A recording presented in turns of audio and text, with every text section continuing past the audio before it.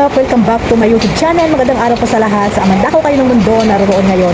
At ito nga guys, no, panibagong reaction tayo mga Kalingap. At magandang araw po sa mga OFW po dito sa Taiwan. No? Maulan mga Kalingap, kaya ang background ko po ay ang ano ng ulan. Yung ano ng ulan mga Kalingap, narinig nyo ba yung ulan? So yan yung background ko ngayon sa aking reaction. Hindi tayo doon sa loob kasi nga nandoon sila sa loob mga Kalingap at may ingayan, no? Alam mo naman sila mga Kalingap.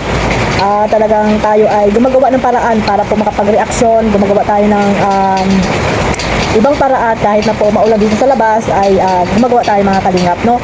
Para araw-araw tayo may upload. Ayan. So malaki ang pangangailangan.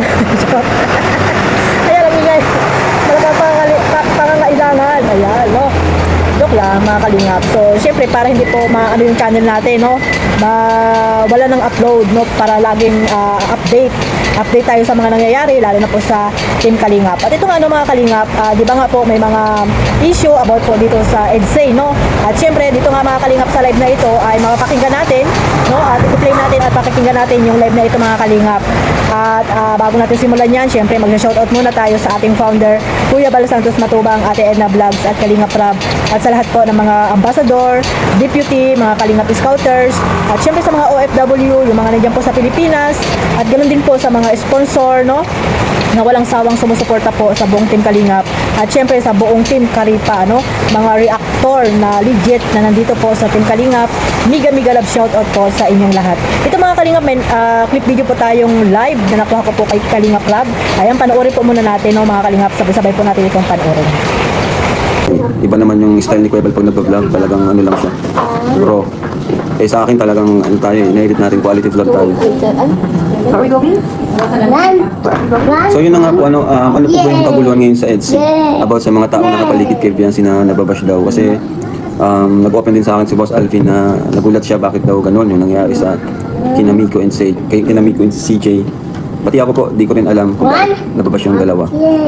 Ano po ba nangyari? Kasi para sa akin lang po, di naman po, wag natin i-bash kasi ang alam ko, sila magkakaibigan. Huwag naman po natin pagbawalan si Viancy na makipagkaibigan kung kanino. Kasi bata po yan, teenager po yan. So, di po natin pwedeng kontrolin kung sino yung kanyang magiging kaibigan. Kasi kapag pinagbawalan mo yan, lalo yan magre-rebelde kapag ganyan. Diba? Kaya yun po. Diba, Jackson? Ano ba?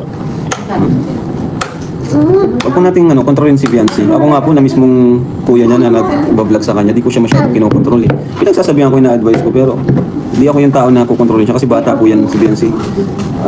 18 siya. So, pagsabihan lang natin.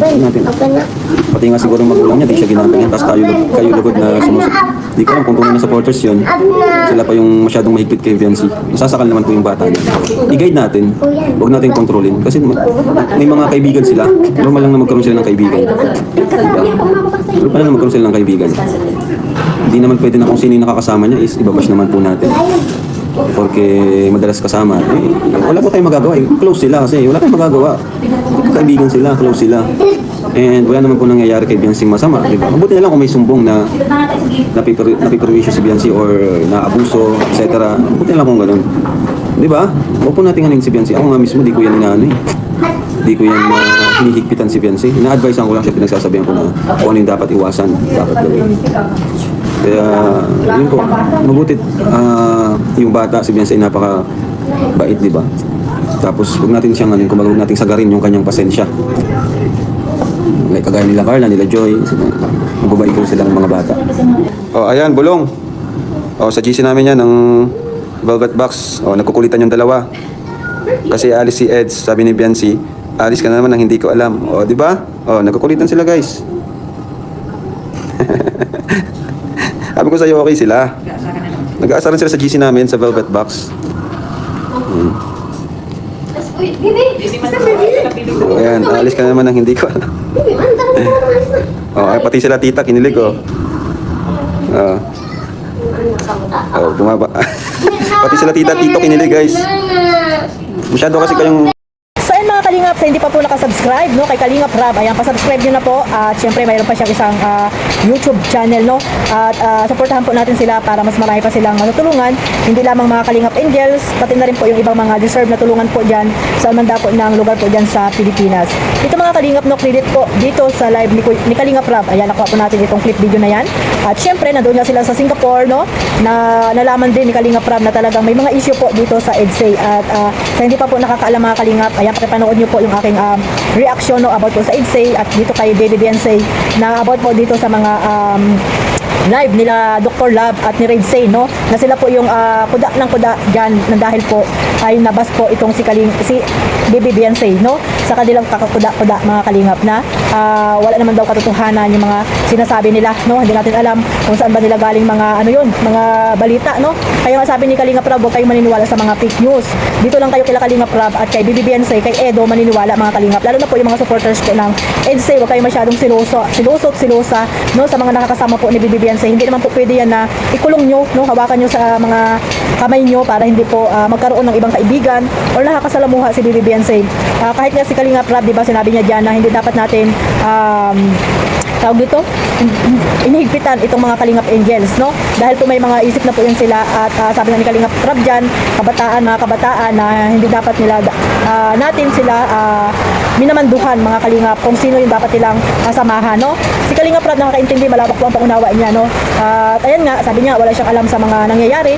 Siyempre si Sir Alvin nagsabi siguro sa kanya na dahil sa mga basher, no, ng ibang mga EDSA, no, supporters ay nababas po yung mga kasamahan po ni Sir Alvin. Kaya nga ito si Sir Alvin siguro ang nag-contact doon kay Kalingap Rab, kaya nalaman ni Kalingap Rab yung mga issue about po dito sa EDSA na hindi pala alam ni Kalingap Rab ang mga nangyayari dito sa mga issue na ito mga Kalingap. Kaya yan, no, narinig nyo naman po ang sinabi ni Kalingap Rab at syempre may malakas na bulong.